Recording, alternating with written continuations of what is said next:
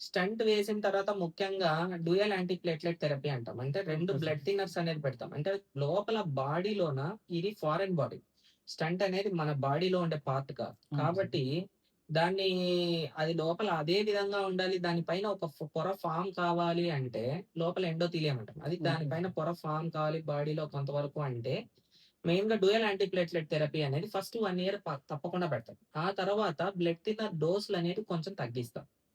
మెయిన్‌గా ఇది తీసుకోవాలి. తర్వాత కొలెస్ట్రాల్‌కి సంబంధించిన టాబ్లెట్. Okay sir. కొలెస్ట్రాల్ సంబంధించిన టాబ్లెట్ కూడా లైఫ్ లాంగ్ కంటిన్యూ చేయాలి.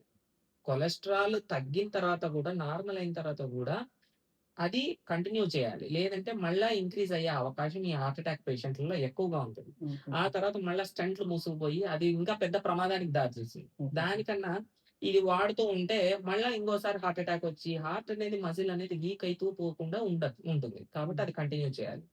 షుగర్ ఉన్న పేషెంట్లు షుగర్ లైఫ్ లాంగ్ కంటిన్యూ చేయాలి. షుగర్ కంట్రోల్‌లో పెట్టుకోవాలి. తర్వాత బీపీ ఉన్న పేషెంట్ బీపీకి సంబంధించిన టాబ్లెట్స్ వాడాలి. ఒకవేళ బీపీ బాగా కంట్రోల్ ఉందంటే స్లోగా డోసెస్ తగ్గించి, ఆ తర్వాత స్టాప్ చేయొచ్చా లేదా అనేది డాక్టర్ కన్సిడర్ చేసి చూసి చెప్తారు.